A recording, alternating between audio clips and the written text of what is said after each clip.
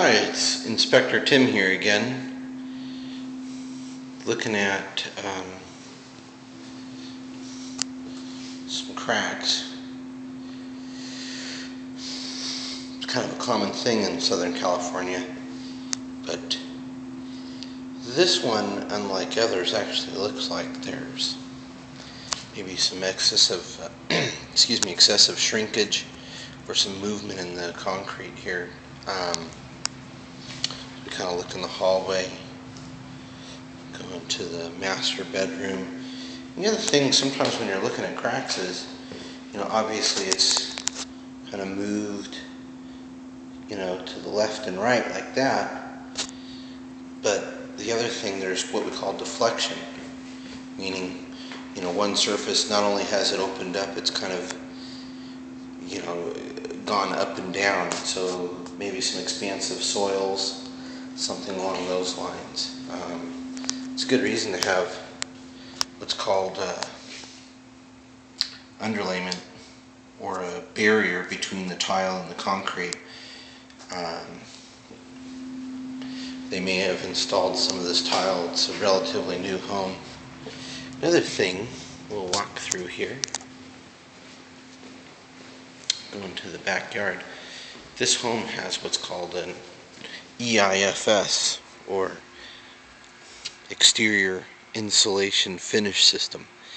You don't find too many of them here in Southern California, but when you do, you want to see some good grading conditions and clearances from soil to the stucco, which obviously isn't happening here.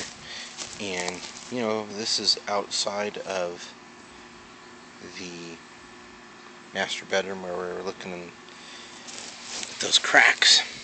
And it's really no big deal, but it's more indication of things moving around. I'm assuming from the crack tiles I saw in the soil, it's likely expansive soils and a combination of poor grading. If you look, kind of get a picture of the footprint of the home against the grade, and it almost looks like water sort of backs up into these areas. So less than ideal. Really, rather than 3/4 of an inch or an inch to stucco, we want to see a good 4 to 6 inches. Code may even be 6 and 8 depending on where you are. Ideally, a home like this probably should have hard surfaces like this one all the way around the perimeter and with positive grade away from them. Typical stuff here. Another thing, seems sort of harmless, but we've got a cooler going through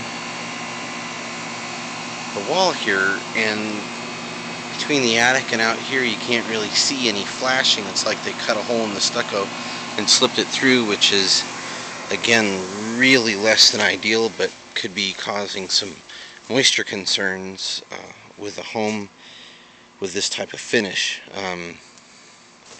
Let's go around. Sometimes, and you can sort of confirm the presence of expansive soils just from, really looking at the fissures in the soil. A lot of Southern California residents have seen stuff like that, and if it moves around out here, it's certainly moving around under the foundation of the home as well.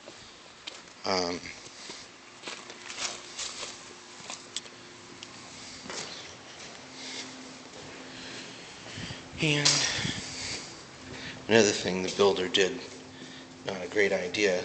You've got a system that holds water in, and look at the grade. There's no gap. There's nowhere for water to go. This is a home that's like 4 or 5 years old, and this type of insulation system has kind of like styrofoam behind a cement finish. And once moisture gets behind that styrofoam, well, it's like a styrofoam cup. It's very difficult for moisture to get out, and has been the subject of a lot of lawsuits and all sorts of water damage and stuff. So really less than ideal building practices there. Just, you know, really not a good idea. And another interesting thing we don't see on modern construction, similar elevations between the house and garage, and if you look, there's really no slope in this garage. So how does water get out? Your guess is as good as mine. But until the next time, just, you know, things to look around for on Southern California homes. Nothing too exciting. We'll see you later.